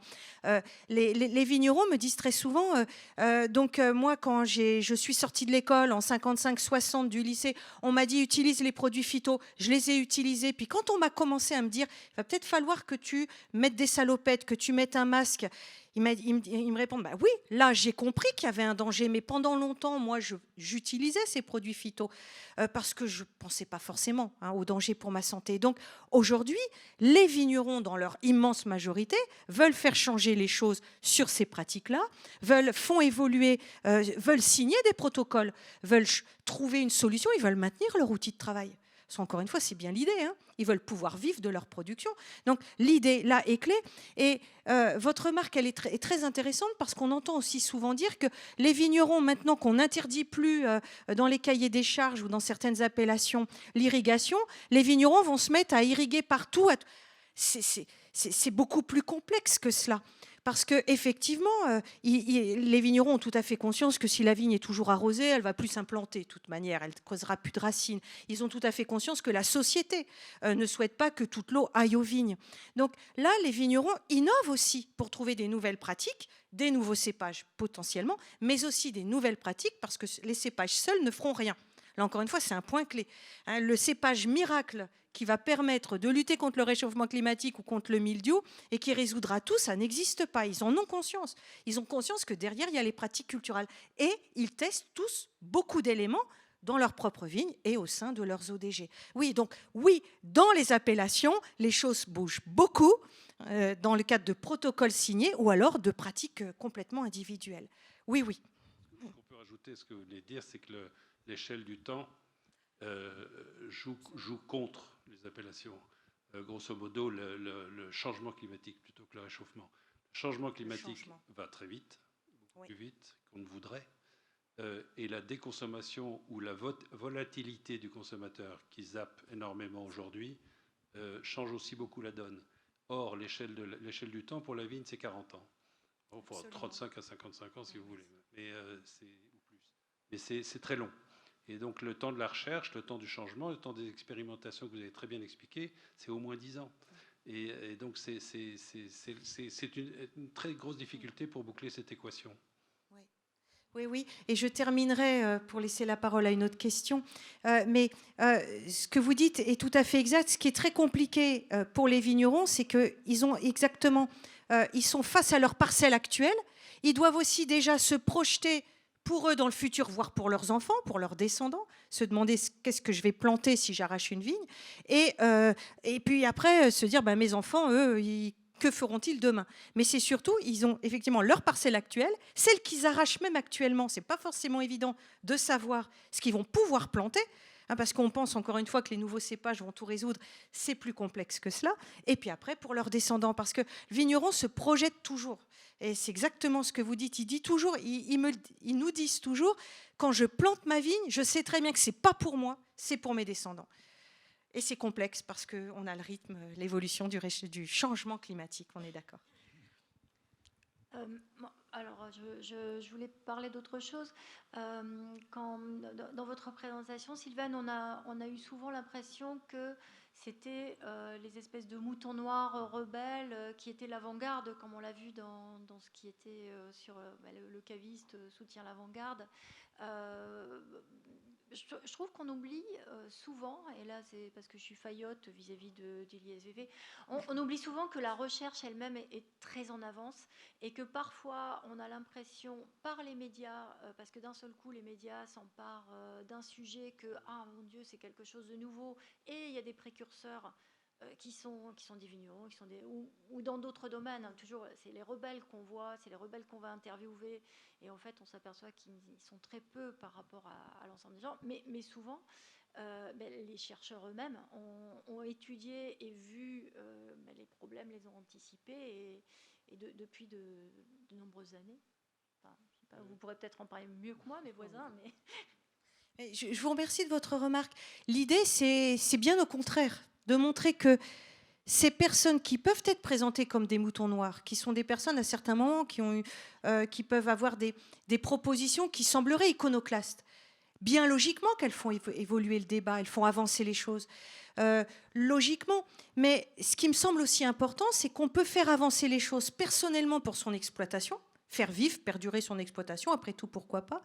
Mais pour les grandes questions fondamentalement structurelles de la filière et du monde vitivinicole, il me semble que ces personnes-là, soit on pourrait très bien faire davantage appel à elles, après tout, pourquoi pas, mais ces personnes-là, il serait intéressant qu'elles soient associées ou qu'elles s'associent, parce que le but, elles ne sont pas du tout mises de côté, parce que la plupart du temps, elles font partie encore de l'appellation. C'est ça qui est intéressant. Qu'elles soient convoquées, mais dans le cadre du débat commun. Mais bien évidemment, je suis entièrement d'accord, ce sont souvent les personnes qui ne font pas comme les autres qui permettent de faire avancer les vignobles, l'image de leurs vignobles. Ça, je vous suis tout à fait. Et d'autant plus que le vigneron que je citais tout à l'heure en Alsace, qui disait « Moi, mon vin, il est toujours retoqué, je ne comprends pas, bon, c'est ainsi, je suis proche du terroir. » Mais il me dit tout le temps « Je veux rester dans le collectif, je veux rester dans l'AOP, mais je veux faire évoluer mon AOP dans un sens qui révélerait davantage l'Alsace et son terroir, la région. » Donc c'est ça qui est intéressant. Ce qui est intéressant, c'est qu'ils ont conscience de ne pas faire des vins forcément comme les autres, mais ce n'est pas du tout automatiquement je veux partir du collectif, absolument pas. Ce sont des personnes qui continuent d'œuvrer dans le collectif, mais qui se heurtent à certains moments à ce collectif, à la règle, et c'est la raison pour laquelle ils cherchent à faire bouger les lignes, et que les lignes bougent. Les lignes bougent dans les appellations. Donc oui, on peut encore rêver de ces appellations. Mais je vous remercie beaucoup de votre remarque. Merci beaucoup. Une autre question? Oui. Alors, je vais faire le temps que le ballon arrive, je vais poser une question qui est sur la tablette, qu'on te demande de parler des appellations d'origine contrôlée en dehors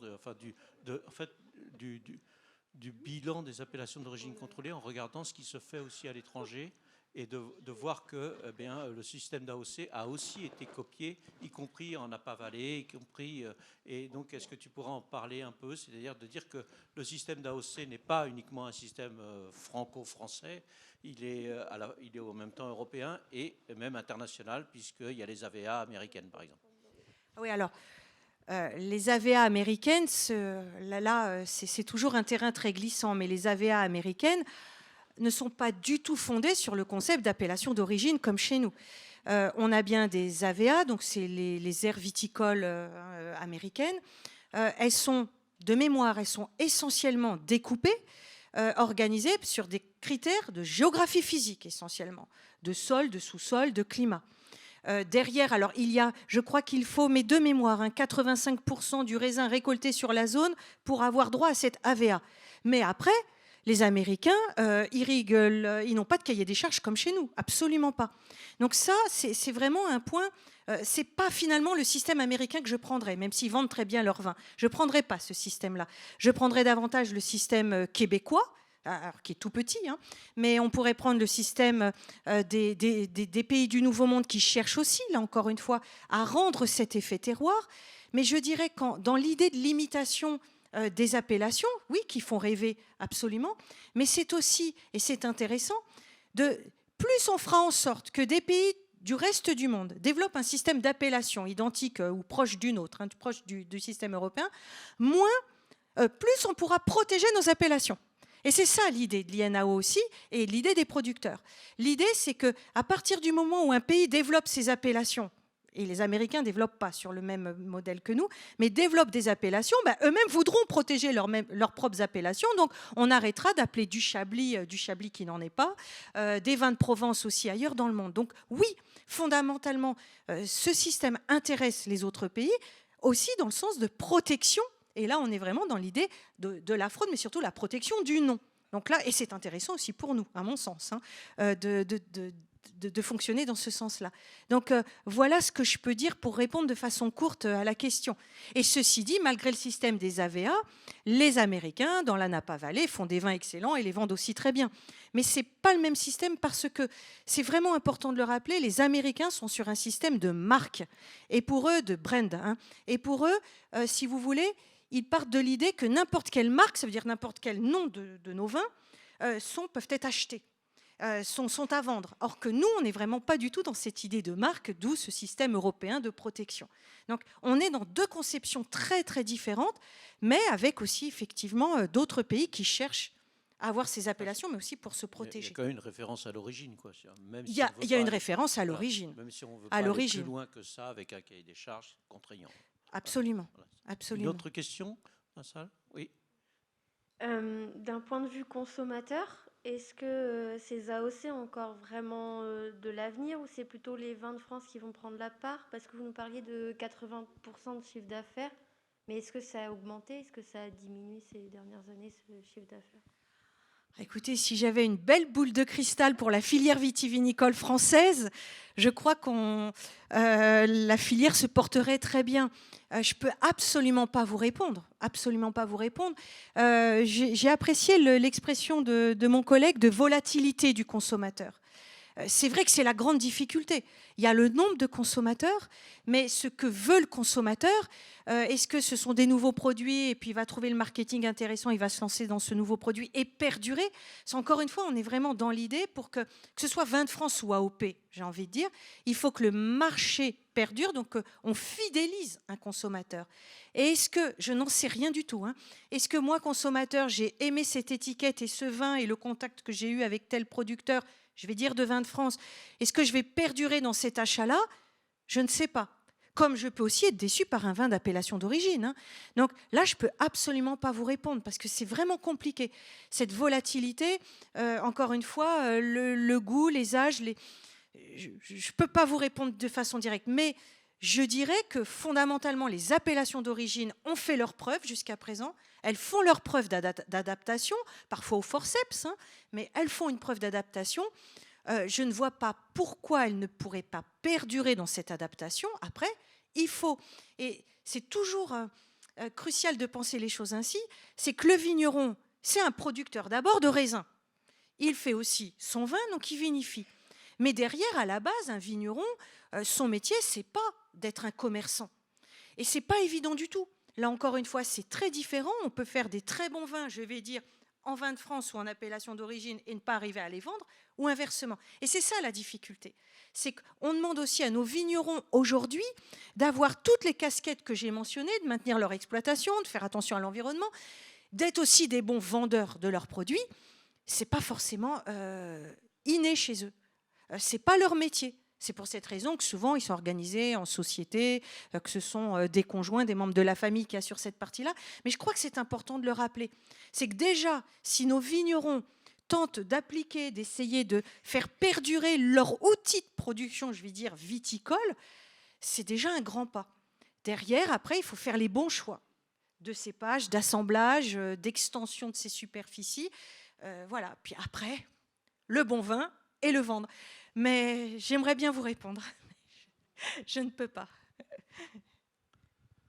Une autre Le tout, question? c'est qu'il faut que le vin soit bon et qu'on ait du plaisir à le boire, finalement. C'est ça l'essentiel Oui, tout à fait. pour nous. Merci Sylvaine. Une autre question? Oui.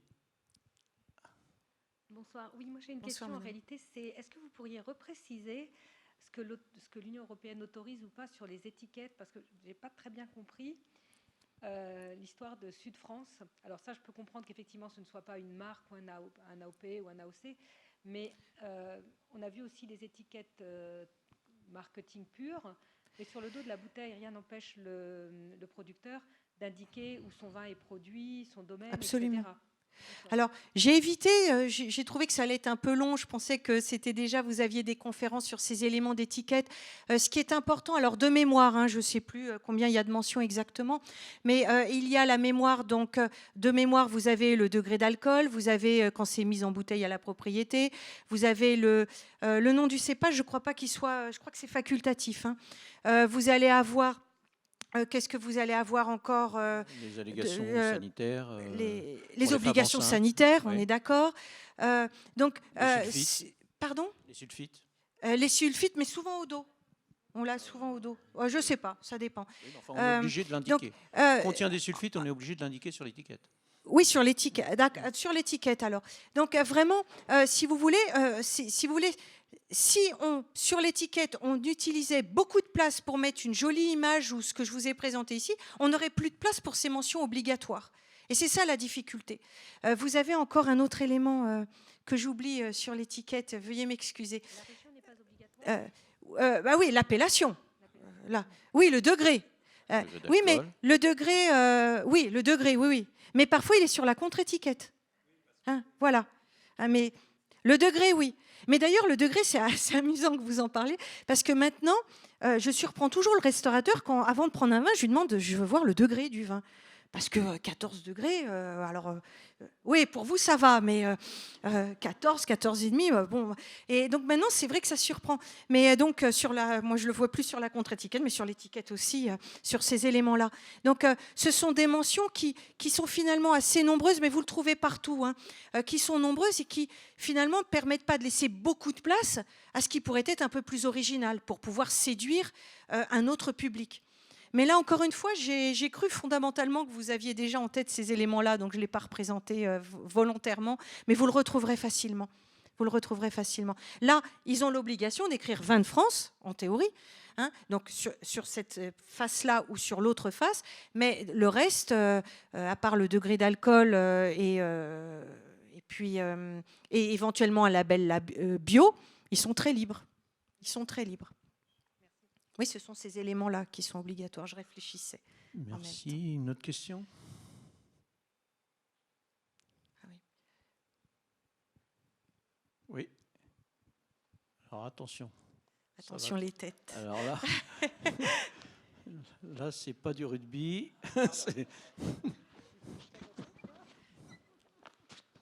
Mais c'est une excellente idée, ce micro. Oui, c'est Alors vraiment. Et ça marche très bien en plus. On a vu à un moment qu'il y avait beaucoup d'appellations. Vous avez dit 363, je crois. Bon, je ne sais pas, Mais- je suis à 366. Ouais. Le chiffre est un peu variable. En tout cas, Mais plus de 350. il me semble qu'il y a aussi un courant qui réclame plus d'appellations. Je pense à l'Entre-deux-Mers rouge, Sauterne sec. Est-ce que c'est deux courants qui s'opposent, ceux qui veulent plus d'appellations et ceux qui veulent sortir, ou est-ce que vous avez rencontré des vignerons qui sont dans les deux? Enfin, je sais pas. Je vous remercie de votre question qui est très intéressante et qui, effectivement, encore une fois, je rappelle, les vignerons que je rencontre massivement sont dans l'appellation, ne sont pas en vin de France. Là, on est dans les nouvelles appellations. Je crois que vous venez d'avoir un médoc blanc, hein, là aussi. C'est peut-être une autre affaire. Donc, ces nouvelles appellations, c'est aussi pour répondre, là encore une fois, à une demande. Mais oui, il y a une envie d'appellation. Il y a une envie d'appellation. Une envie d'appellation pour aussi valoriser ça, pour être reconnu. Parce que tout de suite, on va avoir une reconnaissance je vais dire, encore une fois, sur une carte, dans des magazines, dans les foires au vin, tout ce que vous voulez, on va retrouver cette reconnaissance. Donc oui, il y a cette envie. Il y a cette envie aussi pour protéger ou faire revivre ou rappeler, mais c'est vraiment important, un savoir-faire, de dire, mais oui, on a fait du vin ici, c'est peut-être pas les grands crus, mais on a fait du vin, on sait faire du vin, donc on aimerait, encore une fois, avoir notre appellation. Et si, à mon sens, si l'INAO étudie ces demandes-là, pour peu qu'elles soient justifiées, qu'on trouve une antériorité, on démontre le savoir-faire, bon, à l'issue d'une enquête, c'est aussi parce que derrière, c'est bien la protection de territoires ruraux, donc là aussi, c'est un point clé, de territoires ruraux et potentiellement d'exploitants qui pourraient avoir envie de s'installer et de développer aussi une activité économique. Donc oui, fondamentalement, il y a cette envie-là. Souvent, c'est aussi pour exister. Voilà, on a bien travaillé sur notre vin, on voit bien, il y a des appellations qui sont en instruction constamment. Donc on est bien plus dans cette idée de l'envie que de cette absence d'envie. Mais au-delà de cette absence d'envie, quand je dis « ferait-elle rêver ? Est-ce qu'il y a encore ce désir ?» Je trouve que c'est intéressant à certains moments de se demander pourquoi certains, effectivement, disent qu'il y a des points qui fonctionnent un peu moins bien. L'idée, c'est, logiquement, c'est qu'on peut sans difficulté les améliorer. Voyez-vous, il y a aussi l'idée de comment valoriser ces signes, puisque j'avais tendance à montrer que si on n'avait pas une marque à côté, on ne valorisait pas l'AOP. Bon, c'est pas aussi simple que ça. Mais l'INAO organise très régulièrement depuis quelques années, ce n'est pas aussi ancien que cela, des réunions entre différentes ODG, donc de différents produits, pas uniquement vitivinicoles, pour aider ces organismes, ces systèmes d'appellation à valoriser. Comment peut-on aider les producteurs sur place à valoriser leur production ? Quelles sont les techniques qu'on peut leur apprendre ? Quel aspect pour chacun de leurs produits ? Quel est l'aspect de chacun de leurs produits qu'on peut leur suggérer, les aider à mettre en évidence, en œuvre. Et c'est cela qui est intéressant. C'est-à-dire que l'INAO, c'est aussi du contact qui est fait entre les personnes, les appellations, et donc après, par effet de ruissellement, sur les producteurs. Parce que c'est vraiment cette idée-là. Comment fait-on ? Comment fait-on ? À certains moments, il faut bien se réunir, il faut bien qu'il y ait une instance ou des instances. Ça peut être fait simplement dans un bassin viticole, ou dans une appellation, on n'a pas forcément besoin d'avoir l'INAO. Mais c'est important, cette recherche de valorisation. Donc, une fois qu'on a l'AOP, après, il faut arriver à la faire vivre. Et c'est ce point-là qui me semble le plus intéressant, quand on est chercheur, mais aussi à voir comment les vignerons cherchent à faire vivre. Et une chose est sûre, faire vivre en faisant bien son vin, bien son métier, c'est ce que cherche à faire, je vais dire, l'immense majorité des vignerons. Mais après, voilà. Il faut bien respecter le cahier des charges. Mais après, tu as prononcé une phrase qui est la suivante. L'AOP n'est plus un outil de distinction car le nombre ne cesse de croître. Et je me suis posé la question, mais est-ce que c'est vrai ? Ouais, enfin, à quoi tu fais référence quand tu dis ça ? C'est-à-dire que l'augmentation du nombre d'AOC devient mauvais sur le plan économique ou Non. L'idée, c'est que... Non, merci Eric ouais. de cette précision. Merci beaucoup.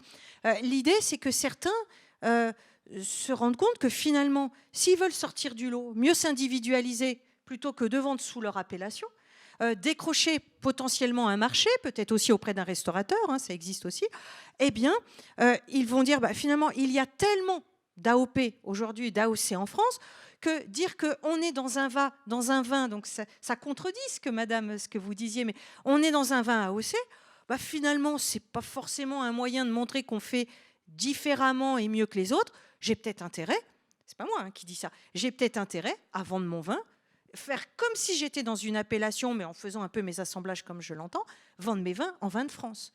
C'est ça l'idée. Sauf qu'il ne faut pas oublier, on est bien d'accord dans cette idée de distinction, ça reste un élément de distinction parce que c'est fait sur la base de savoir-faire éprouvés, codifiés, sur lesquels tout le monde s'est mis d'accord pour que ces savoir-faire et l'origine perdurent. Vous voyez, c'est complexe, tout à fait. Encore une fois. Exactement, oui. Une autre question ? Une dernière question, peut-être ? Oui. Oui, en vous écoutant, j'ai l'impression qu'il y a surtout un problème, une tension entre effectivement ce nombre qui ne cesse de croître et cette complexité qui va de pair. Alors, un exemple, Coteau du Tricastin qui est devenu Grignan les Adhémars. Non mais, et après, des consommateurs, y compris les jeunes, il y a 15 jours, j'ai emmené 3 jeunes de 30 ans au Salon des vignerons indépendants. Il y a 300 stands, ils étaient complètement paumés. Alors je les ai un tout petit peu guidés avec ma petite connaissance liée à mon âge. Mais je me dis, est-ce qu'il n'y a pas cette tension finalement entre cette complexité qui va croissant et cette envie, en particulier des jeunes consommateurs, mais peut-être d'un grand nombre de consommateurs, d'accès simple, de compréhension facile, et qui est absolument impossible. Vous touchez tout à fait ce que certains avancent comme argument, c'est la complexité.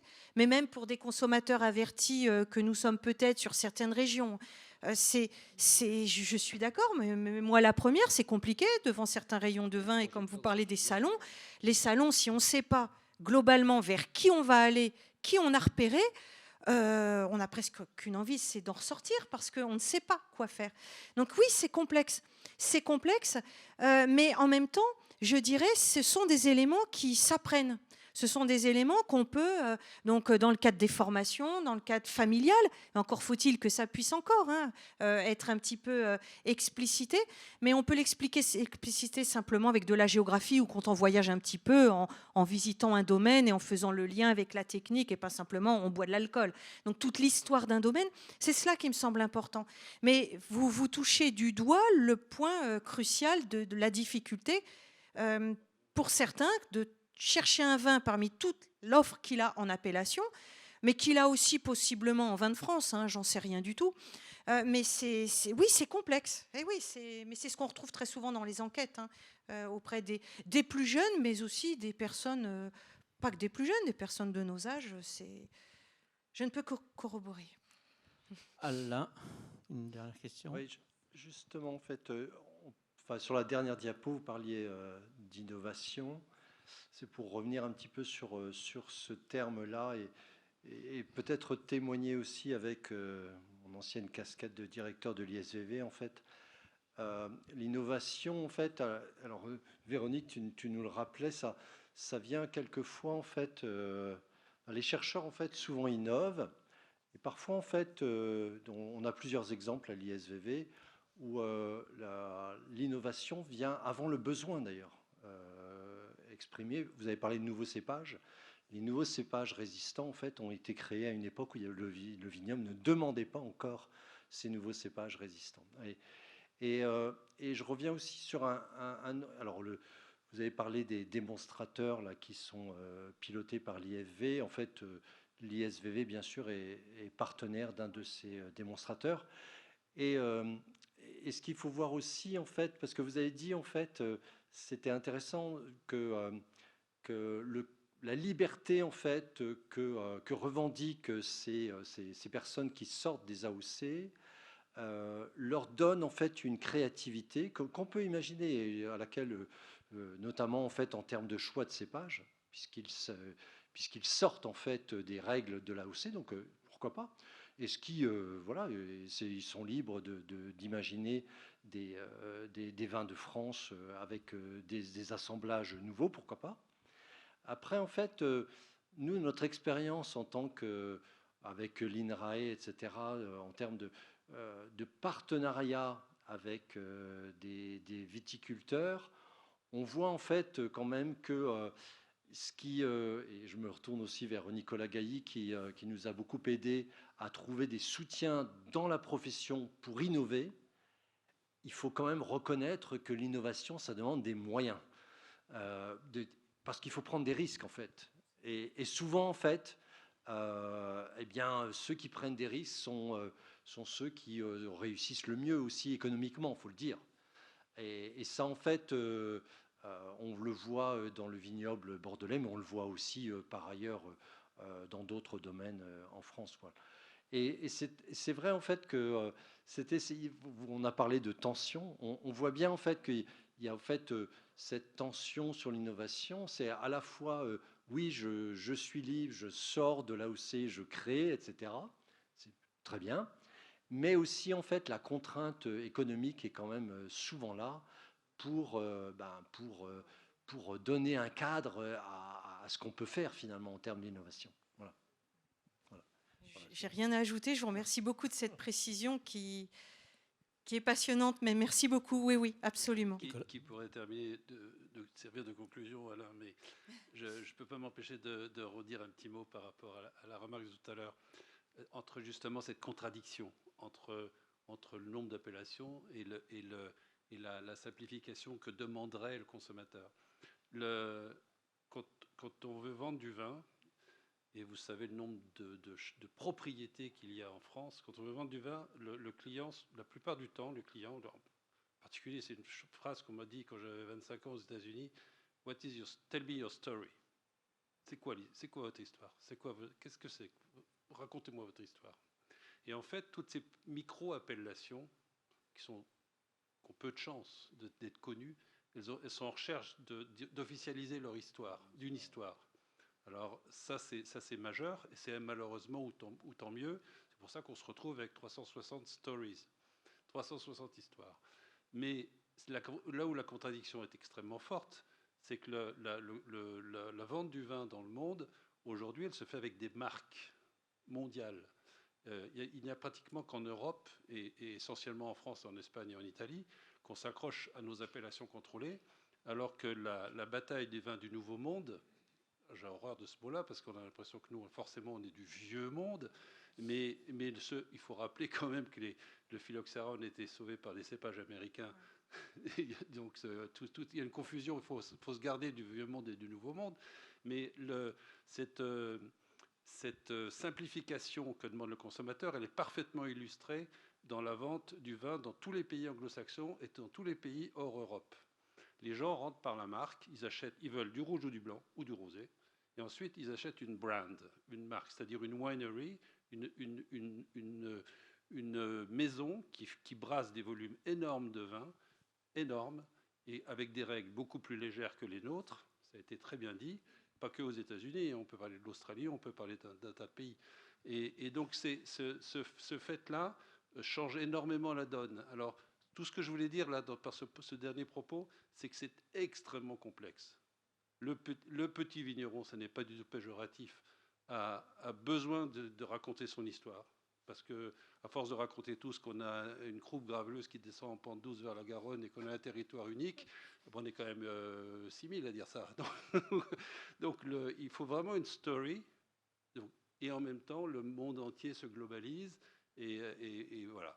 Donc je pense que la parole, elle est au consommateur, qu'il faut opposer rien de tout ça, que toutes ces initiatives individuelles, moi je trouve ça formidable.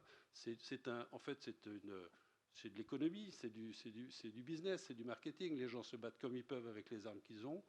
Et ce que je retiens par contre qui est très très intéressant, c'est comment les appellations peuvent-elles quand même arriver à profiter de cela. Mais le problème de fond, c'est la déconsommation. Voilà, sur ce mot positif. Voilà. Je termine sur ce dernier mot positif. Oui, enfin bon, voilà.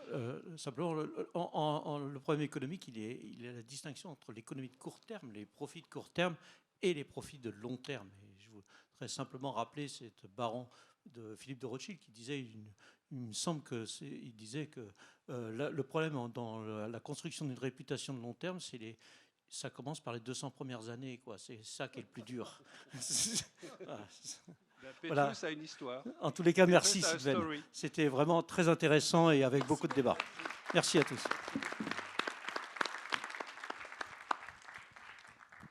Merci beaucoup. J'espère que vous avez passé une bonne conférence, que vous avez pris plein de choses.